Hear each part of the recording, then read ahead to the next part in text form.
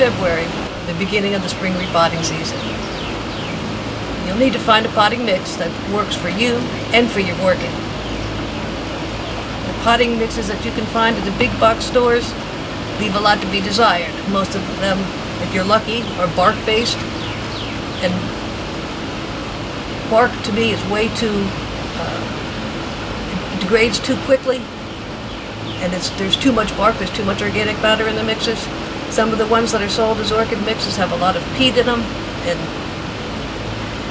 you can grow in peat. They say you can grow in ground glass if you adjust your watering habits, but we make up our own mix. We make up a very coarse, freely draining mix for cattleyas and dendrobiums. That's what we're going to be mixing up right now. And it's great if you're growing outside when we have those storms that come through and it rains a lot, because the water will wash through the pot and the roots won't stay too wet. They'll have plenty of air around them. Although during the droughty season, you may end up having to water your orchids every 3 days. And if that works with your schedule, this is a great mix.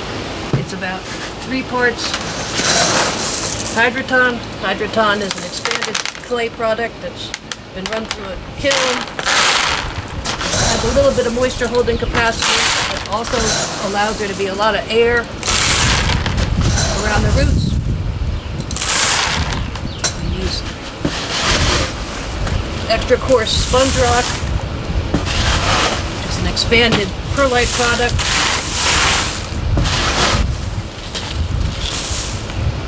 We use a medium grade charcoal. Helps keep the soil a little bit fresh, keeps the potting mix a little bit fresh. And for organic matter, we use a mixture of tree fern and redwood bark. What the organic matter does is adds a little bit of moisture holding capacity. It holds some of the nutrients in the potting medium matrix, and it helps buffer the pH. The truth is, I mix this up a little bit differently every time I make it. So I swirl it around and I find that we've got the right mix. Here, if you can just imagine this as your potting mix, and you imagine watering this, you can just imagine how water runs through the mix freely. And when people say, be careful that your orchids don't like to stay too wet, what they really are saying is that the orchids aren't getting enough air around the roots. And this will take care of that. You can just see how coarse and freely draining this is. For cattleyas and dendrobiums that will bloom best for you once they're established in the pot, you'll be able to grow in this mix for 2 or 3 years without any concern about the mix breaking down and rotting your roots.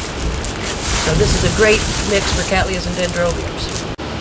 There's another potting mix that we make that's a little bit more water retentive than the tree fern mix. In this one we substitute coconut husks for the tree fern as the organic matter, and it's perfect for oncidiums and zygopetalums. You could put your cattleyas and dendrobiums in it too. If your time is tight, so you could, in the summertime, perhaps only water once a week, then perhaps the coconut husk, which holds more water than the tree fern does, would be a good alternative for you. The proportions are about the same. 3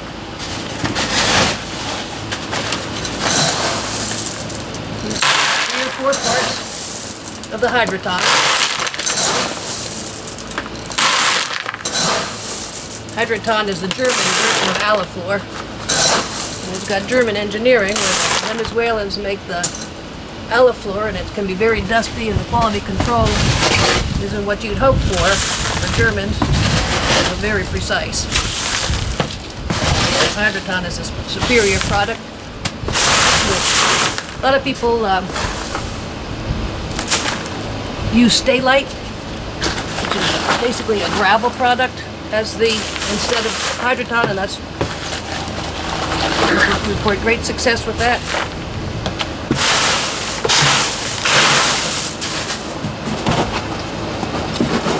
Coconut husk there.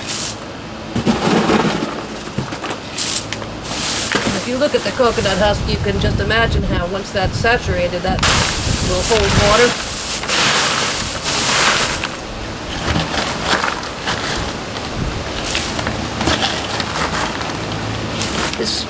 This coconut husk has all been triple rinsed, 24-hour soaks in water to remove any residual salt. Coconuts, of course, grow around the sea, and sometimes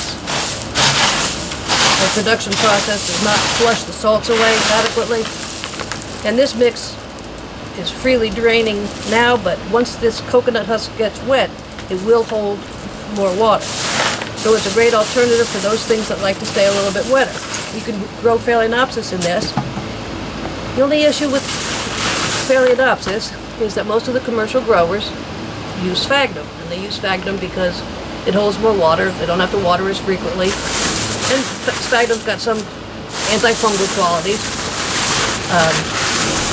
The problem with sphagnum moss for a lot of people is that it stays so wet, and they don't adjust their watering habits to reduce watering, and they end up getting root rot.